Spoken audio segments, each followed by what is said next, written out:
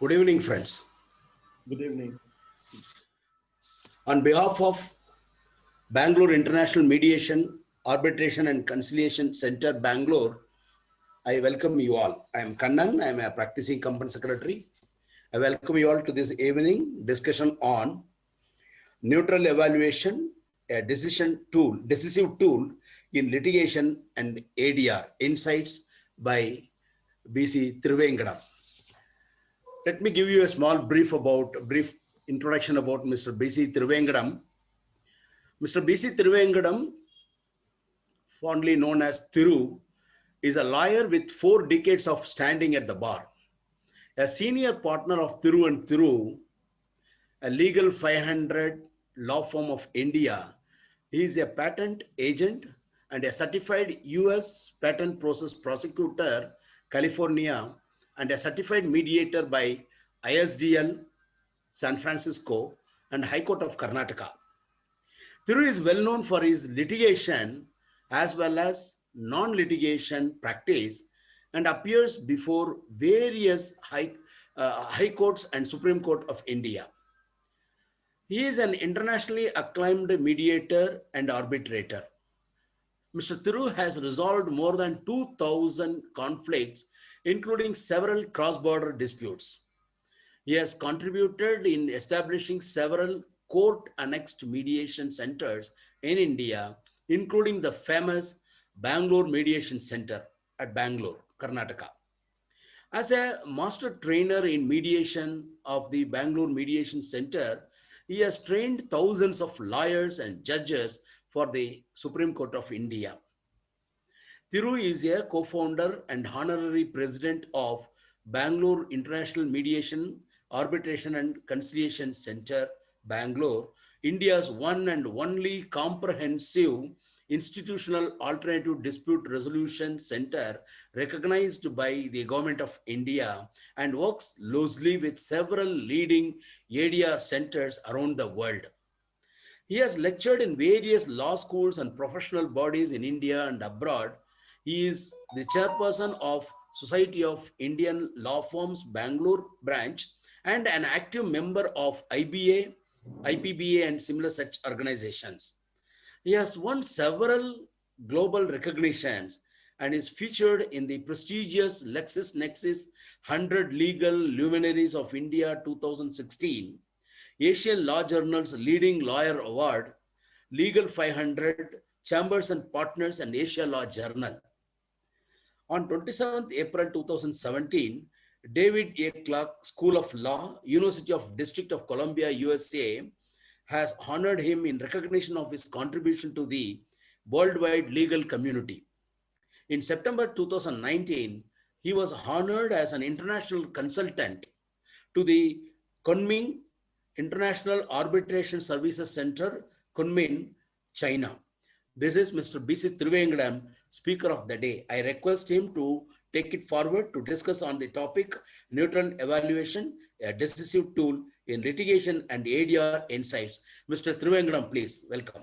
Thank you, Mr. Kannan, for the elaborate introduction. Thank you very much. Thank you. Good evening, everyone.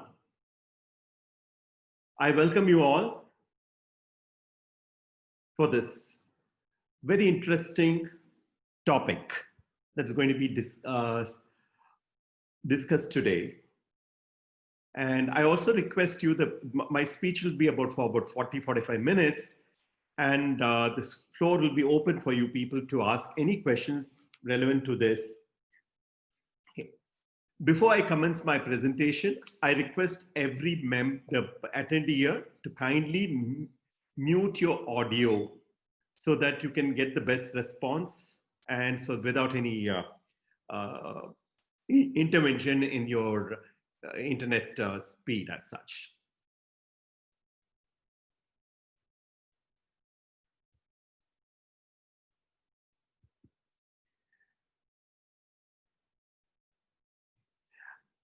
Trust everyone can see my presentation. Yes, it's visible. You can go ahead. So friends, the topic this evening is neutral evaluation, a decisive tool in litigation and ADR. For many, the term neutral evaluation may sound a bit strange, but neutral evaluation has been widely used as one of the ADR options for several years, much before even mediation could come in, which I'll explain.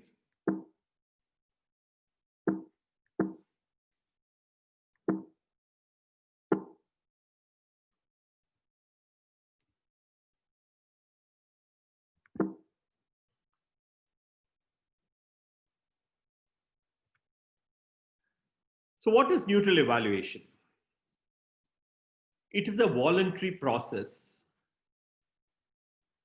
where no one is compelled to participate in a neutral evaluation program. It is extremely confidential, and what transpires between the neutral and the party is not disclosed by anyone not even to the court as such. And what does the neutral evaluation process contain of? If there is a dispute, and if a party wants to decide whether he wants to file a case or whether how strong his case, normally we all go to a lawyer and seek an opinion. The methodology in neutral evaluation, in addition to what your one's lawyer suggests, or any professional who may advise, a party or even the same lawyer often chooses to get a second opinion, an opinion from a third party, a person who's going to be neutral and independent, and to give a very honest opinion or advice regarding the dispute. The neutral is always an expert, very well experienced. He may be a judge or a retired judge, or an experienced arbitrator, or an experienced mediator, or even a domain expert. When I say mediator, once he does the role of a domain expert, I think as a neutral evaluator, he cannot continue as a mediator. So the neutral will examine the case that is being presented before him or her and advises honestly the merits and demerits of the respective parties. The neutral also evaluates the chances of success or loss and advises the parties the reality of the case as such. The neutral also suggests alternative remedies such as mediation or collaborative settlement or even conciliation, as the case may be.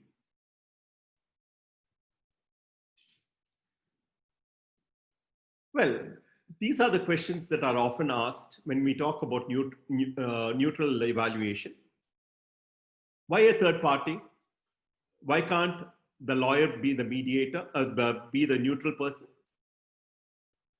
Fundamentally, they say, okay, it's the duty of every lawyer to advise the client about the merits and demerits of the case. So why bring in a third party here? The other question that often is raised is that the practice of neutral evaluation will undermine the value of a lawyer or is maybe a threat to a lawyer's profession. And some consider it as a waste of time and money by going for seeking a neutral evaluation. And above all, a standard question is, okay, a neutral, how accurate the evaluation of a neutral be? It can also be subject to errors. Well, friends, you will get the answers perhaps by the end of this program.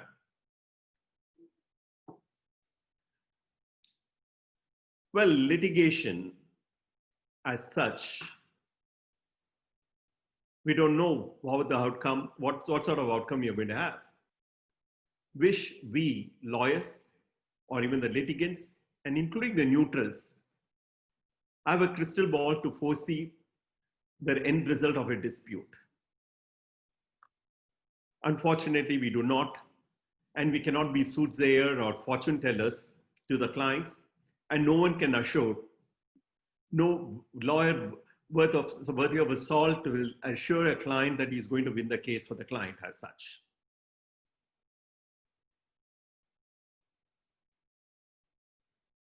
We all know that the hierarchy of the courts, right from the trial court, we have every stage of appeal, second appeal, and then we may even end up in the Supreme Court.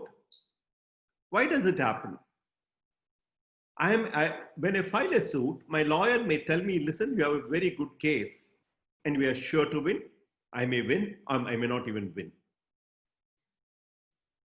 But in a situation where, as against my expectation, I lose a case, then I prefer an appeal. In the appeal, I may get a favorable order. The other party may prefer a second appeal. So this zigzag or like pendulum, the entire procedure may move. Not all cases we have concurrent findings.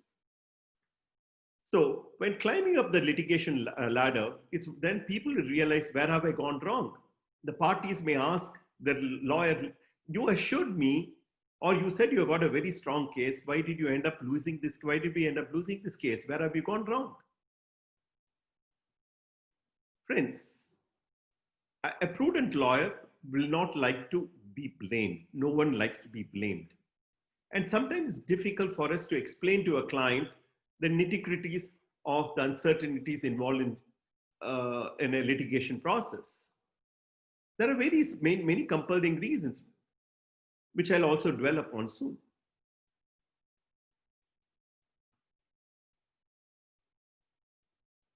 I have a definition of neutral evaluation from the American Bar Association. It is one of the largest bar and very progressive bar. It defines neutral evaluation. They call it as early neutral evaluation, ENE. Is a process that may take place soon after a case has been filed in court. The case is referred to an expert, usually an attorney, who is asked to provide a balanced and unbiased evaluation of the dispute. The parties either submit written comments or meet in person with the expert. The expert identifies each side's strengths and weaknesses and provides an evaluation of the likely outcome of a trial. This evaluation can assist the parties in assessing the case and may propel them towards a settlement. Friends, the practice of early neutral evaluation prevails widely in almost every state, every county in the United States. When a case is filed, the matter is immediately referred to the neutral evaluator. Normally is a retired judge or an attorney, senior attorney, who calls the parties separately, confidentially, and discusses the pros and cons of the case. And what does the neutral do?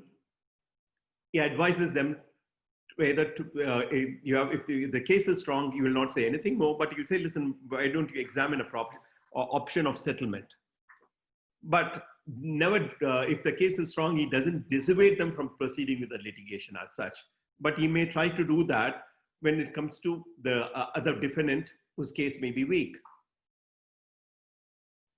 As mediators, we have been told, and we also understand that in the USA, 95% of the cases that are filed in the US courts are referred for mediation. And out of the 95%, more than 90% of the cases are settled. But the missing link is the neutral evaluator. The court does not straightaway send them to mediation centers or court-annexed mediation centers. It goes through the process of a neutral evaluator. The neutral evaluator explains to the parties the pros and cons of the case and merits of the case.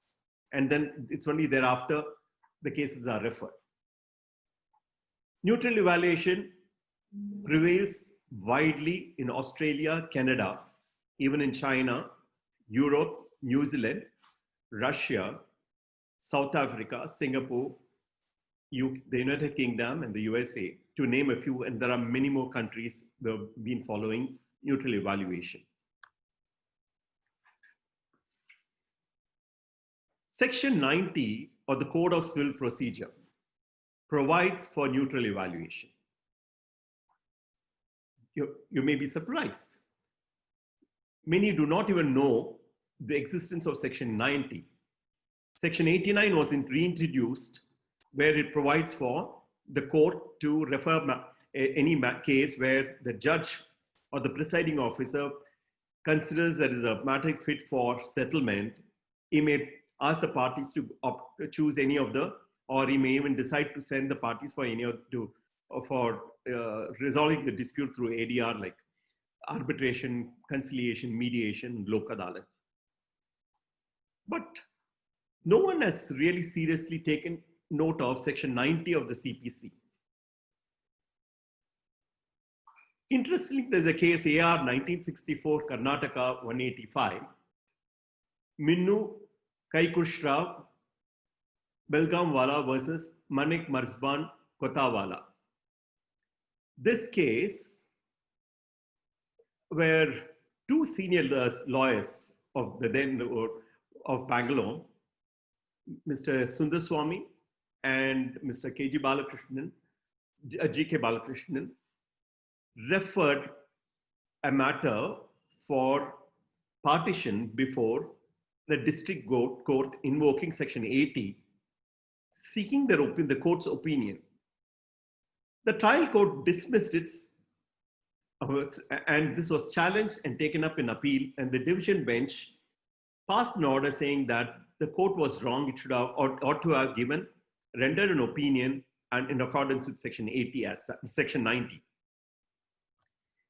Apart from that, I didn't come across much cases, but I feel, in my opinion, a golden opportunity that has been given under Section 90 or the CPC has not been very well utilized by the courts today. I'm sure if the courts can refer matters for, accept matters for opinion, definitely a huge amount of, sizable number of cases may not even come to the court. If a question is asked as to, oh, the courts are overburdened, you're asking them to do additional work, we have an answer to it, and I'll give you this answer at a later stage during this presentation. Coming to the types of neutral evaluation, they are broadly classified into 5. Pre-litigation or ADR neutral evaluation. When I say pre-litigation, before you want to file a case or before you want to initiate an arbitration proceedings or pre-litigation mediation proceedings, parties can choose neutral evaluation voluntarily. Okay, once the case is filed in a court or matters or arbitration processes commence, the parties can be relegated for neutral evaluation by the court or even by the arbitration tribunal for neutral evaluation. It is never too late, even after commencement of trial or conclusion of trial, parties can opt for neutral evaluation. And mediators also can refer the parties for neutral evaluation. I'll be talking about that also at a later stage.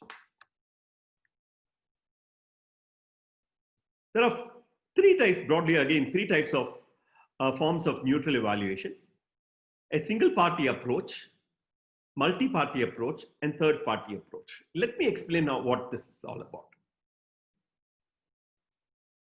If there are 2 or more parties in a litigation or a dispute involved in a dispute, one of the party may seek a neutral evaluation.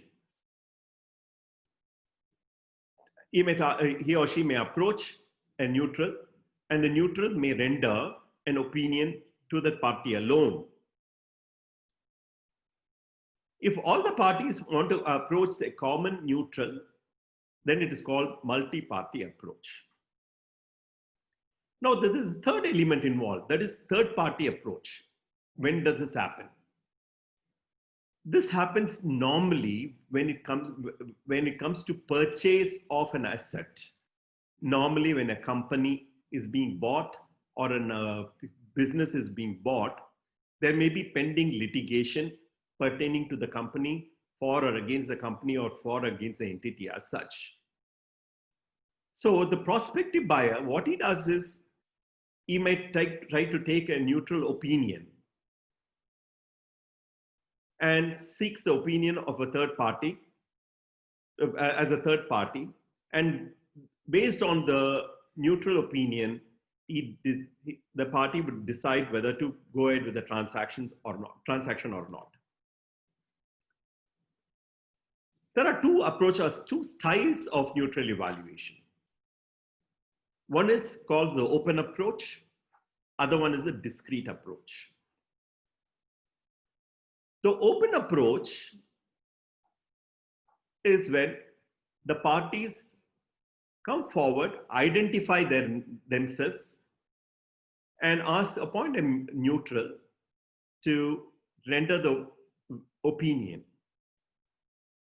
Now, what is the advantage of this and what are the disadvantages of this? The open approach, it gives the neutral a better understanding of the parties as such. Normally it is done, very often it is a single party approaching a neutral.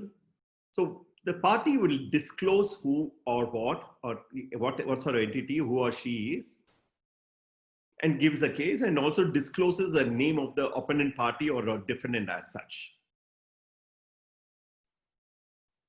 There is no disadvantage as far as the party seeking a neutral evaluation. But the disadvantage is with respect to the neutral who renders an opinion, who may be a lawyer, or if he's a lawyer, he or she is a lawyer, the person that is the lawyer will be disabled to appear either for this party in any proceedings or to accept any brief of the other parties. The discrete approach is not really appreciated, not very well, is not practiced commonly. This is where the names of the parties are not disclosed. It's just shown as if it's a hypothetical case, and the neutral is asked to render an opinion. Based on the opinion, the party may take a decision. Here, in such a case, the neutral is not disabled to appear for the party or against the party.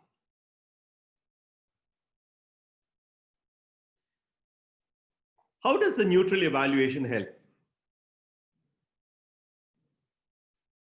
It minimizes the risk. It helps to minimize the risk. There are many risks involved, which I'll be also talking very soon. And helps to save time as well as cost. And most important is that it helps the parties and the lawyers to strategize their approach, be it litigation, be it arbitration, be it ADR as such. It's erroneous conception that neutral evaluation will not encourage litigation. It is not so. If your case is good, if case is very strong, the neutral will advise you to proceed with the litigation. But if the case is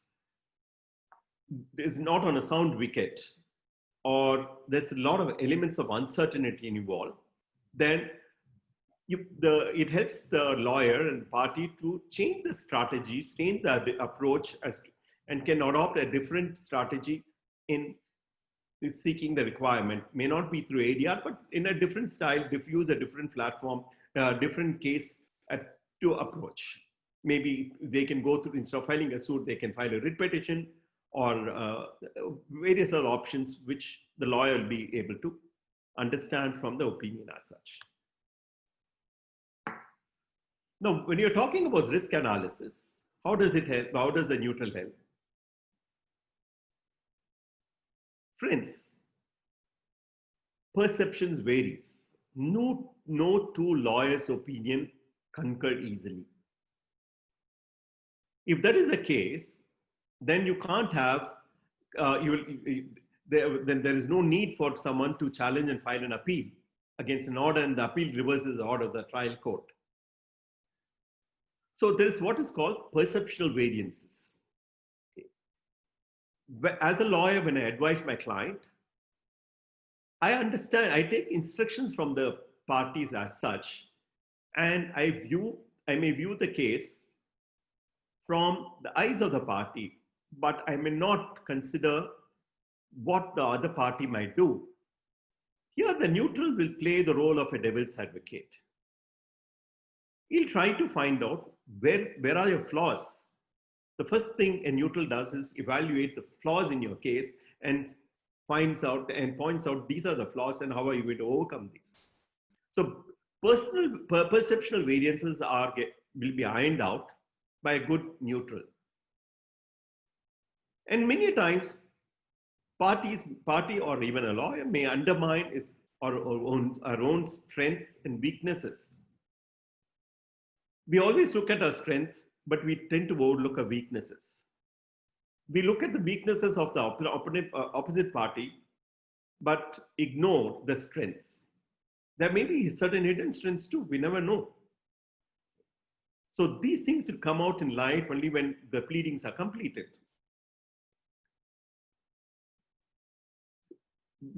Sometimes we tend to overlook an amendment to a provision. There was a very interesting case where in a trademark matter, a trademark infringement suit was filed, ignoring, or perhaps the lawyer did not have the amended provision with him. And the suit got rejected in Order 7, Rule 11D immediately. Why so? There may be various, but the fact remains that amendment was overlooked. There are so many amendments happening. A binding precedent may have gone unnoticed. And moreover, law is not consistent these days. What is law yesterday may not be the law today. And what is the law today may not be the law tomorrow. The Supreme Court, under Article 141 of the Constitution, could reverse anything. The standard case is the Pulavati's case is no longer binding. A few days ago, the Honorable Apex Court has passed a new judgment. So what happens? Have I done wrong if I had relied on Pulavati's case and filed a case? How is going to sit and explain to the party? Will a party accept this? Is it easy for you to They may still say, okay, you should have cautioned us. Ultimately, the lawyer will get to be blamed, or the professional will get to be blamed for this. That the existence of an ambiguous fact, as I said, interpretation of law. There can be ambiguity. You may think in a different manner, but very often the court interprets the provision in a different manner. As I also talked about binding precedents of various other courts, which has gone unnoticed, certain persuasive values of other courts would come into play, which you could not have, one would have missed out on this. Sometimes elusive evidences or witnesses, you may think that you will be able to get this document in time, but you will not get in time, or what you were supposed to, the witness was supposed to turn up, doesn't turn up, or turns hostile. Then what do you do? And after all, to err is human, and we lawyers as well as judges are human too. Otherwise, there won't be any provisions for appeal. Now, coming to time saving. Neutral understands that time is money. And delay in litigation can be fatal, because ultimately you gain, even if one person wins, it amounts to losing the case as such. Because of loss of time, value is lost also. So neutral also evaluates the probable time span for the litigation or arbitration. Okay, it's a probable. You can't say within this, but you can give an outer limit. Okay, it may take so many years And these are the possibilities for you to, that the other party may go and appeal or second appeal, revision petitions, review petitions, so on and so forth. And then assist the parties in choosing the right option. The neutral may allow the party to go ahead with the mediation, with the litigation or even the arbitration. Sometimes they'll say, listen, your case seems to be pretty dicey, or it may go either way. Why don't you play safe? Why don't you opt for a mediation? Or why don't you go for conciliation? And there's also possibility if two neutrals are advising two different parties, then you have this collaborative settlement where both the neutrals start discussing with each other, maintaining confidentiality, and they play as coordinating mediators as such.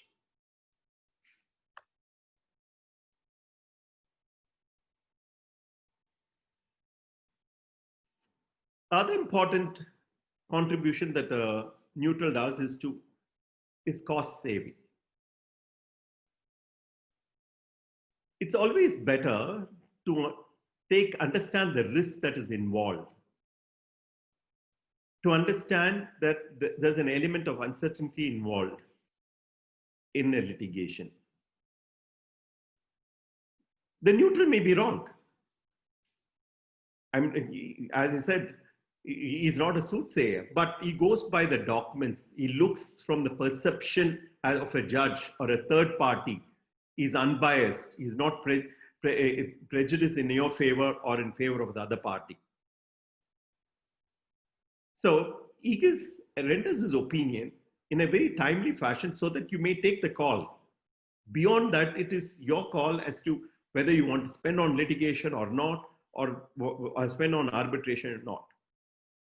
So no one likes to allow their good money to chase bad money. Okay. And parties become smart. Okay, I'd rather be happy to resolve this at this stage and be satisfied with what is called as the opportunity cost, and bird in hand is worth two in bush. So neutral always plays a very, very critical role in helping the parties to reduce the costs.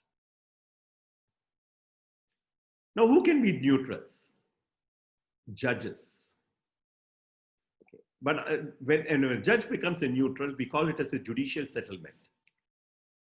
The moment a judge becomes a neutral in a judicial settlement process, he cannot at any point of time sit as a judge in the same list or in any subsequent proceedings concerning the same list, like an appeal or a revision.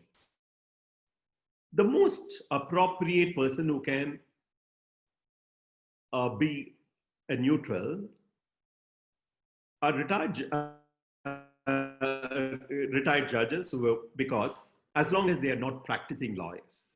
If they're going to practice as lawyers, and there'll be definitely a conflict of interest, and it might affect their interest of practice, because once you render an opinion as a neutral, you are barred from representing the party or even the opposite party as such. So retired judges can be often used to, are normally used to function as neutrals. As arbitrators. Arbitrators, there are professional arbitrators in most of the countries, and they also render neutral opinions. Senior advocates, they are rich in experience. Similarly, senior lawyers who specialize in certain practices, maybe trademarks or patents or technology law or taxation. And similarly, domain experts. When it comes to accounting, you can have chartered accountants coming as domain experts, as a neutral domain expert, engineers with respect to anything to do with IPR, or company secretaries with respect to corporate related issues. Medical negligence cases, where you can bring in doctors in medical, anything to do with medical and medical negligence or accident cases. Doctors can come as neutrals too. So the scope is fairly wide. What are the cases that can be referred for neutral evaluation? Partition suits, family disputes, I'm talking about, when I say family disputes, matrimonial disputes, construction contract disputes, tender related disputes, complex commercial disputes. It's not I don't recommend, or any straightforward money disputes. It's not worth going to for neutral evaluation. It's a simple one. But as long as the suit is of very high value, it's then worth considering neutral evaluation. And suits for damages and tortious claims would also be appropriate to refer for neutral evaluation. This is a very important question. How does it help lawyers, chartered accountants, company secretaries, and other professionals?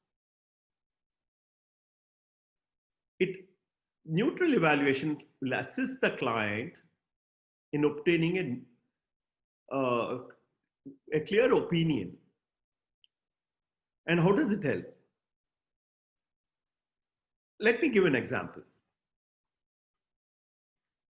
I may be a simple civil lawyer, but a client comes to me with a complex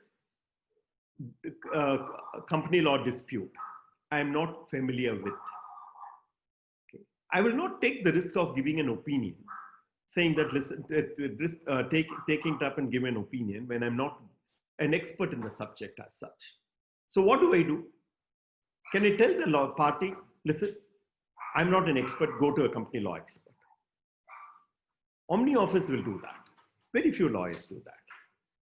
But sometimes, if it's a young lawyer and he wants to do everything and wants to learn, so best thing he can do is to tell the party, listen, I'm not specialized in this, but there is an option called what's neutral evaluation. We'll go take an opinion from this neutral evaluator who is an expert, and based on his advice, we'll prepare this. So that you will not be wasting your time and money on it, and you're being very honest to the client. So one. And the second advantage is that by taking a neutral evaluation, the professional knows where exactly the case will stand in the court, or whether the defense is going to be good or the suit is going to be good, and is there anything nebulous or weak in this.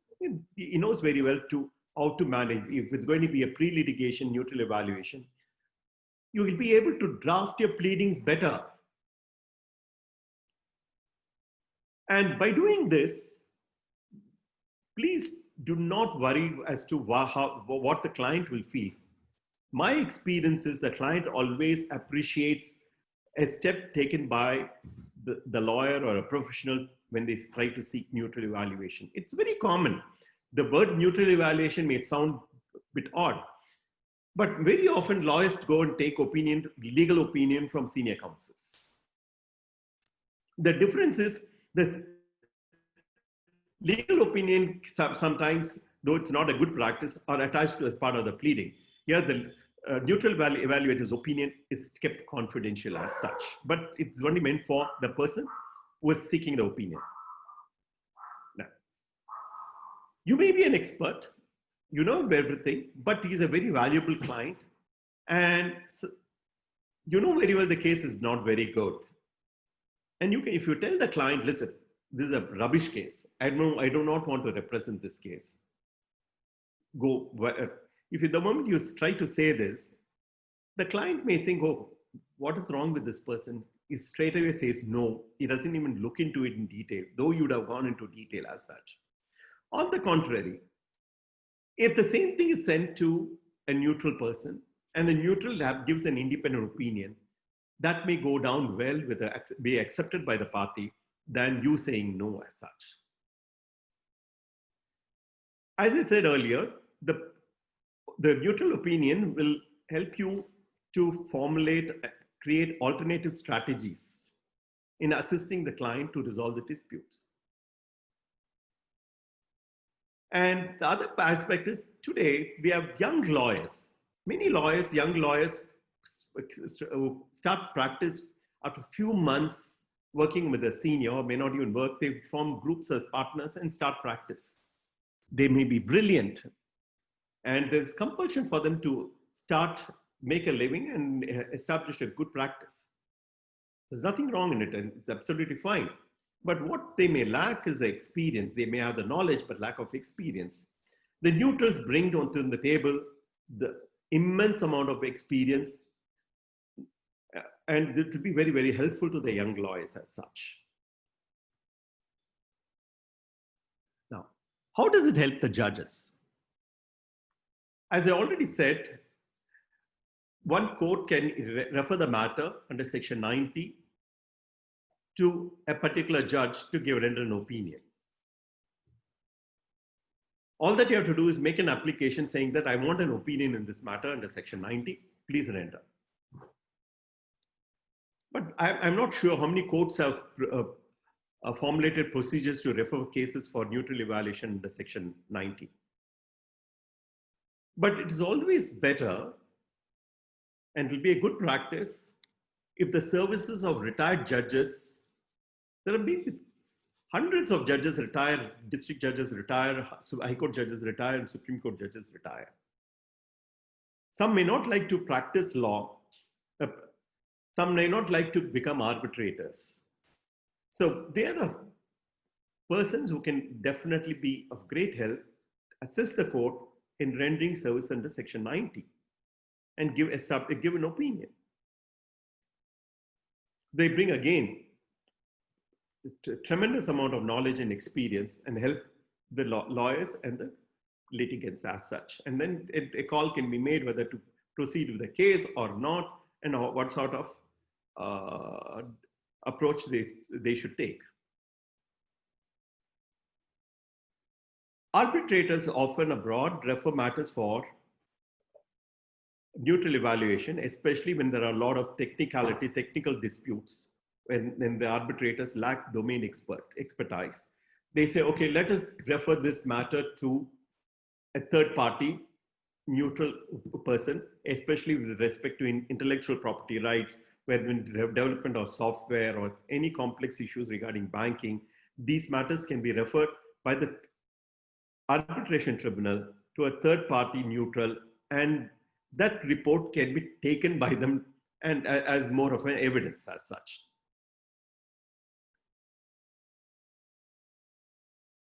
Coming to mediators. We mediators often have this problem of impasse. Impasse are of two kinds. An existing impasse, when the matter is referred by the court or people come to the mediators with an impasse because they are not able to resolve the dispute among them by themselves.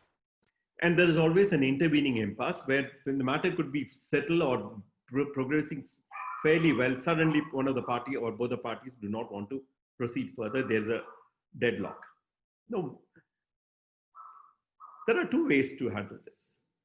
If there is a pre-mediation neutral evaluation, as it happens in the Western world, as it happens in the US, the parties know their respective realistic situation, the weaknesses and strengths and weaknesses, and they have a mindset to sit and cooperate and see that the mediation is successful. So that is one of the reasons why the success rate in mediation in the US is more than 90%.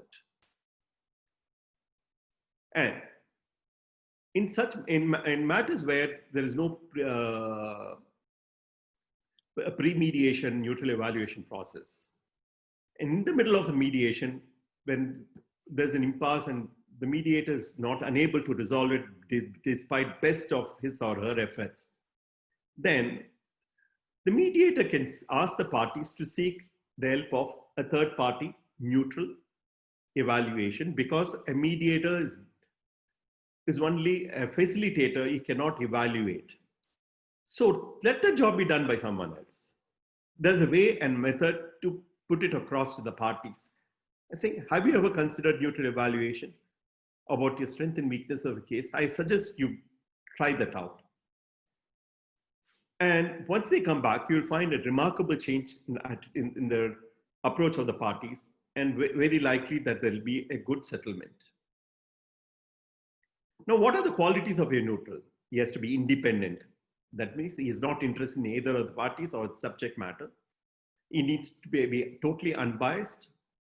And above all, he should be extremely knowledgeable and well-read. all cannot call themselves as cannot be a neutral evaluator without having a good knowledge, expertise, and experience. And next is an analytical mind to analyze each and every case, every issues involved, the pros and cons involved. And above all, high ethical standards should be maintained. Confidentiality has to be maintained and cannot represent any of the parties even after rendering this opinion.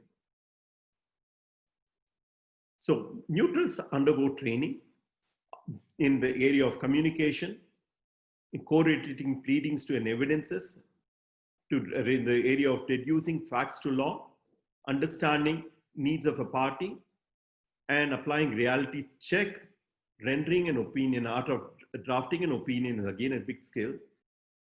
And they are also trained again in code of conduct and ethics. Let me end this presentation with the wise words of Honorable Wayne D. Brazil, who is a retired judge and is one of the neutral evaluators as well as a mediator in the world famous JAMS USA. He says, neutral evaluation assists lawyers, regarding lawyers, when helping their clients select the form of ADR that promises to best meet the needs that will play the most important roles in positioning their case for disposition by agreement or otherwise. So, neutral evaluation is a very decisive tool in handling a litigation or an ADR process, which needs to be popularized, and this will tremendously reduce the burden of the courts and will also enhance the practice of the lawyers on every professional. And also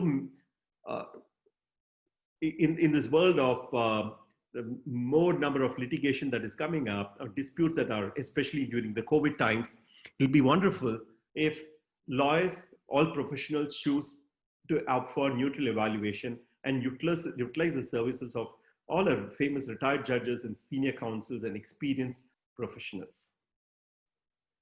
Thank you. May I invite questions from the august audience?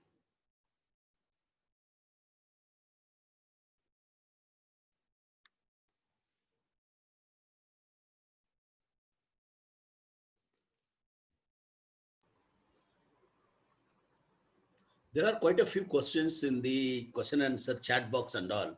If somebody can take it up and then read it out to you, that will be ideal. Okay, I think I am able to. Do you want it to be read, or you can? No, I'll read it.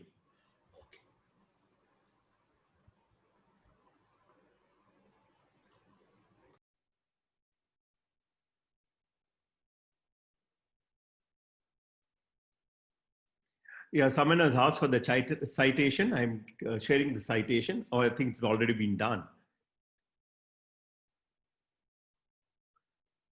Okay, there is a query from Mr. Lawrence Dapin. Can any case be subject to the opinion of the court or only special case? And what are these? No, under section 80, it's called as a special case because it's not a dispute. It's just getting an opinion. Now, the question is, can you use this opinion as a binding precedent in any other, if there is a suit that is going to be filed? Based on that, can you file, can a suit be based on an opinion rendered under section 90? In my opinion, no. It is only an advice that you're seeking, and this cannot be used. It can be used to be part of the pleading. And you can't use it as a persuasive tool for the court to decide a case in your favor. As I said, the neutral evaluator may decide, may have his own parameters while deciding an opinion, giving an opinion. But the trial may be different, may take a different turn. It all depends upon what sort of defense written statement that is being filed by the opposite party, and how the evidences are going to go as such. So it will be erroneous to use the opinion rendered by a court under Section 90 as a part of the pleading and trying to persuade the court.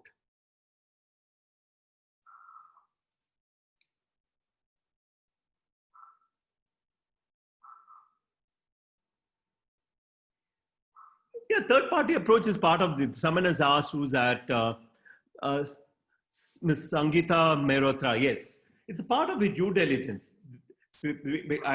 A person may not know very well, assuming there is a company X going to take over. I think very often there's a neutral evaluation resorted when a foreign company is acquiring an Indian company. They want to be very sure as to how the law works. They may not go strictly by the opinion given by the law firm or lawyers with respect to the case, but they'll try to still ask the law firm to get a neutral evaluation done by a third party.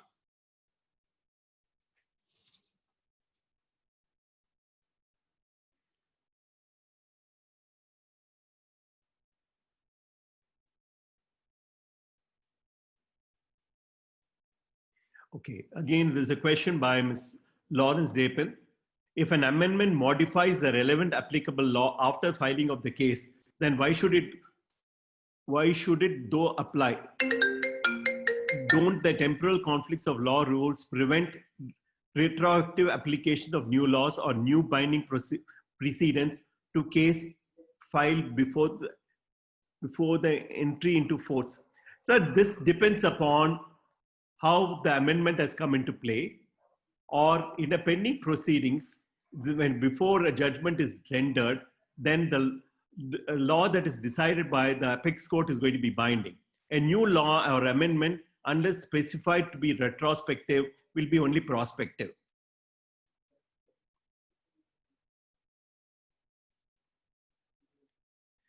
Again, a question by Ms. Sangeeta, can a mediator who does not take up that specific mediation also be a neutral? Yes, he or she can be a neutral, but under no circumstances he or she is going to function as a lawyer for the parties or a mediator for the parties in any other dispute.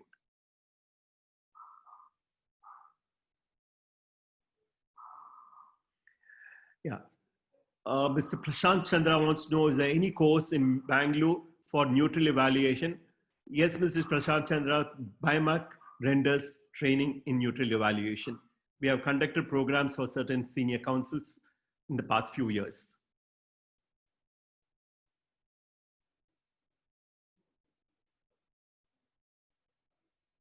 Neutral evaluation report is normally in writing, and it's a confidential document. This is a question raised by, again, Mr. Prashant Chandra, whether it need to be in writing or oral. It is all normally, it's in writing. Yeah. And Mr. Mohammed Shiraz wants to know what is the purpose of getting an opinion under Section 90, and will it not prejudice the judge? Sir, the judge who renders an opinion under Section 90 will not be allowed to hear the case when a suit is filed. It's going to be a different judge altogether. This is how the practice is. This week, once it is done, it's called as judicial settlement. Unfortunately, it's not prevailing now in India. I'm not sure about other states, certainly not happening in Karnataka now, though there was such a practice in the past.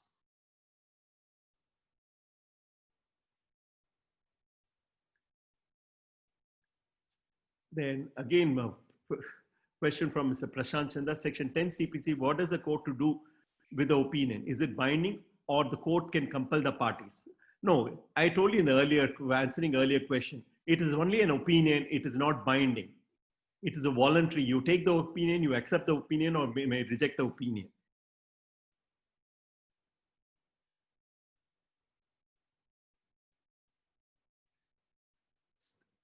Mr. Ravi Agarwal wants to know whether it's binding effect of neutral evaluation. As I said, it's not binding, it's only voluntary.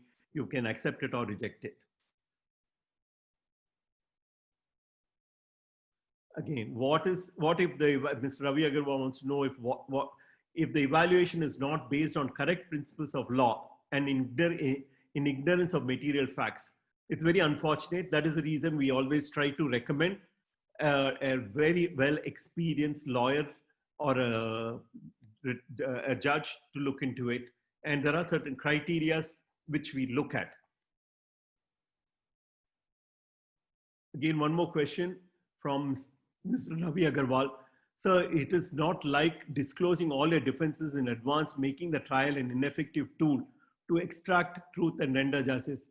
Mr. Ravi Agarwal, it's not the case. As I said, you should not confuse an application under Section 90 as a petition. It is just seeking an opinion based on certain facts.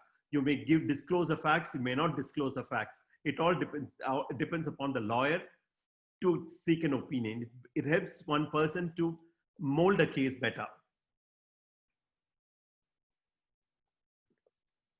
There's a very interesting question, note put up by Mr. Jamshed Mistry. The Canadian judicial system as a process where a judge of the same court acts as a neutral on completion of the pre-trial process. This invariably leads to settling of the dispute. Do you think such a provision should be mandated by law in India with a specific time frame? It's a very valid thing, very interesting that you shared the information, Mr. Mistry. Yeah, as I said, there is a provision under Section 89 for judicial settlement. The judicial settlement is something very similar to this process, but they are linked it to what is called as Lok Adalat. If this is made mandatory, definitely, as I said, if Section 90 is made mandatory, then persons can, most of the matters will not even come to the courts. And I said the best person to resolve these disputes are senior lawyers and retired judges, who plenty of them where they are drawing the pensions, they can definitely be helpful. And they also can earn an additional fee that can be payable by the parties.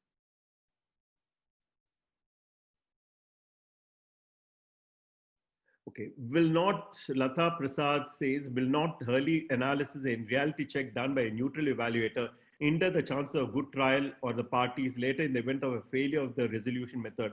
So, madam, we are not talking about resolution here.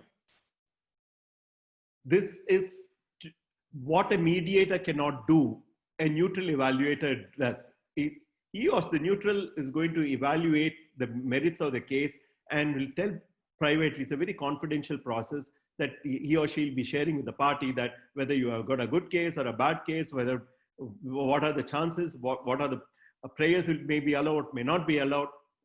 So it's no way it's going to hinder. On the contrary, it will help a lawyer to have a different approach, to modify the pleading, to craft a pleading which will overcome the weaknesses. So it can now be it rather complements a lawyer to come out with a better pleading. Can any sort of criminal cases be solved by ADR? There is provision, we wanted to introduce what is called the plea bargaining, and that's been recommended also. But I don't think that's going to come into play. But some of the cases, petty cases, are being resolved through Lok Adalats, which is a very interesting ADR option.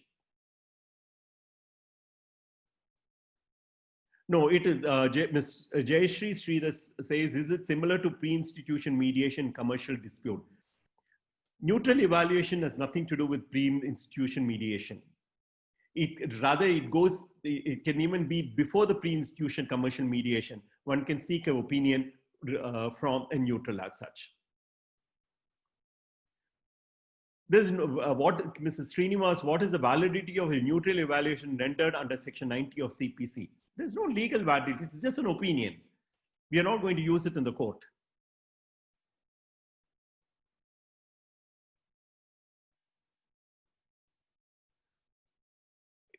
Someone has asked me, in your experience, what is the success of neutral evaluators as a professional? The success of neutral evaluation as a professional may not be that great in India because many people are not aware of it. But from my law firm, we have been, before filing any case, we go for neutral evaluation. It's not that we are not competent to advise. but we value our clients, we respect our clients. We don't want our clients to waste the money, to be on the safer side. Just like doctors, you take a second opinion. We say this is an opinion, but we'd still like you to take a neutral evaluation. And such a practice is very highly prevalent abroad, and it's a very remunerative process. People make sizable amount of money because it can even go from the, like in India, such for a neutral evaluation, the charge people charge is maybe can be for a big matter can run into a couple of lakhs. For a small matter, much less. So it's very profitable if someone takes it up seriously. Whether Mr. Srinivas, whether only a single party to the dispute can render the matter to neutral evaluation? Yes, a single party can also approach. There's no problem at all. Next question is by Mr. Lawrence. Is the filing date for neutral evaluation relevant to determine whether new case or new binding precedents? I'm afraid this doesn't really matter. So there's no question of filing data. So you take an opinion, and if you sit over it and forget about it, how does it? We are not going to use any of these things in the court. As I said, a neutral evaluation report is a confidential process. It's only to help a party or a lawyer to decide what route, what strategy one has to adopt.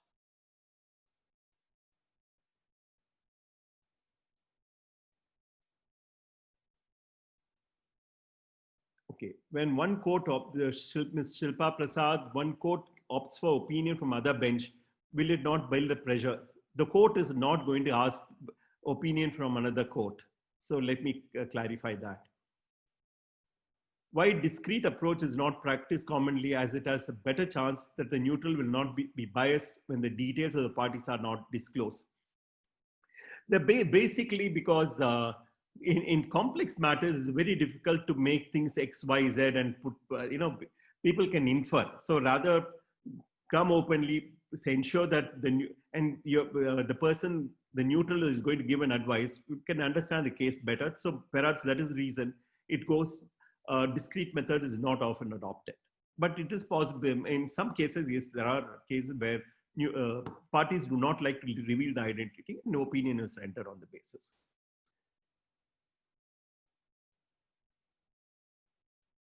So there are, Mr. Sudarshan Reddy says, as of now, there are no neutral evaluators and references also.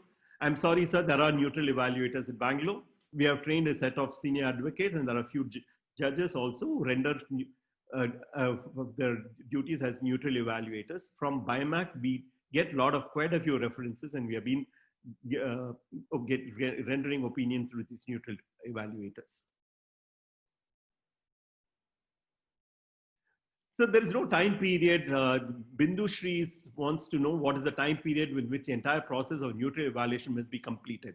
There is no specific time period. It is basically whether you're going to supply all the documents to the neutral and the discussion that you're going to have with the parties. It may take about a week or 10 days, not more than that as such.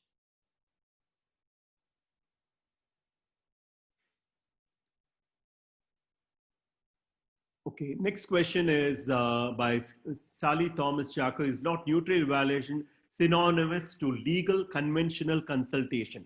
Legal conventional consultation and neutral evaluation are totally different. Legal conventional consultation is that when you go and seek the services of your own lawyer or go to a particular lawyer and ask them to render an opinion on a matter, can take consultation. This is neutral evaluation is secondary. After consulting a lawyer, you go and take an opinion from a third party, which is like a second opinion.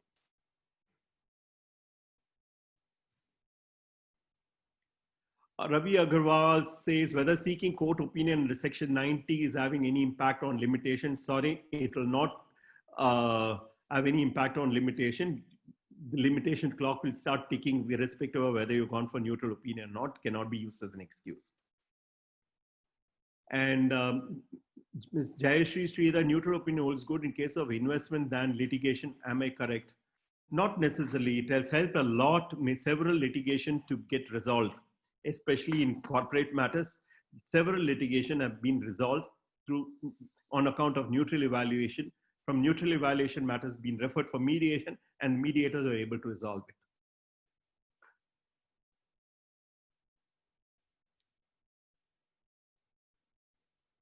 Again, question from Lawrence. Since laws are constantly changing practically, how long can a neutral evaluation remain relevant to appreciate whether litigation is worth or not? So it will be relevant till the law remains static. Shiv Kumar. Yeah, Ms. Shivkumar's discrete approach is similar to the undisclosed principal concept in commercial negotiation. Yes, to an extent, yes. Third-party approach could be a part of the due diligence process. Yes, true.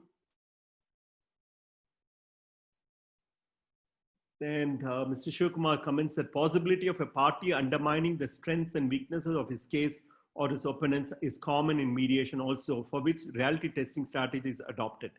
Absolutely true. I agree with you, Mr. Shivkumar.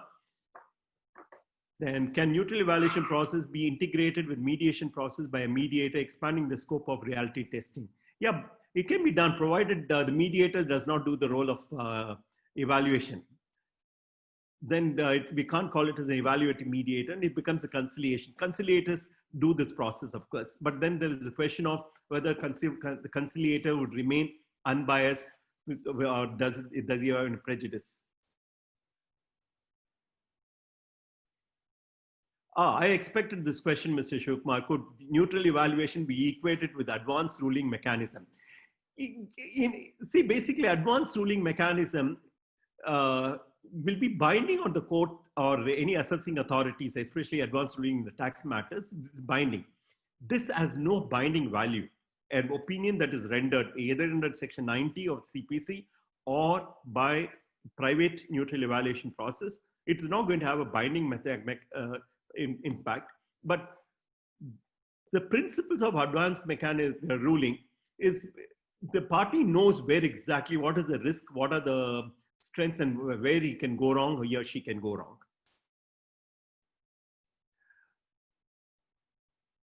All the questions that I have till now.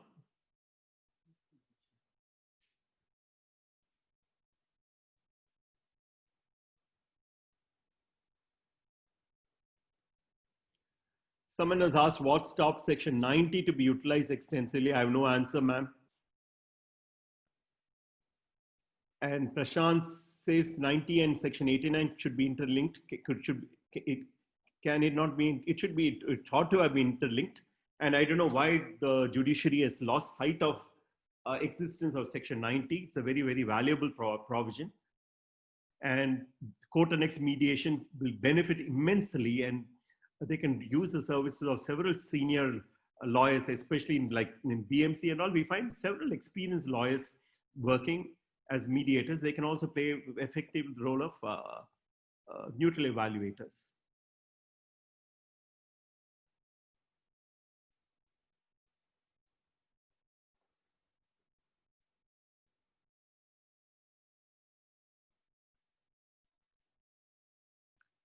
Yeah, Sangeeta again concurs with me. Is neutral evaluation helps you to craft your pleading better.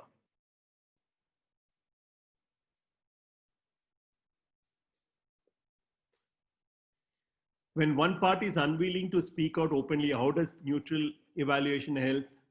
Or, man, this is not mediation or court. So basically, you go and going to, it's just like talking to another lawyer. That's it. And confidentiality is maintained. Does neutral evaluation has future in India? I see a bright future. If mediation has to succeed, then definitely neutral evaluation will help mediation in a tremendous manner, and even arbitration or litigation as such. I would rather, we should draw the attention of the respective high courts to formulate rules under Section 90 to promote neutral evaluation.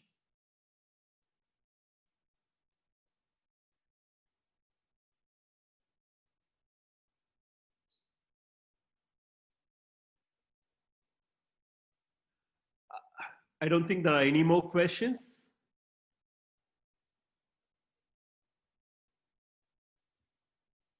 Okay. So as we have crossed times, on behalf of myself and on behalf of the Bangalore International Mediation, Arbitration and Conciliation Center, thank you all for your active participation, and feel free to write to us. And if any of the, as I said, the training has to be imparted only to senior lawyers and domain expert lawyers, and also to judges. Feel free to write to us. If one has to undergo certain training, it can be definitely, we can help to impart this training. It's not difficult. And any trained mediator can easily adopt to these changes very easily. So thank you once again, and have a nice evening, and wish you all a very happy Independence Day.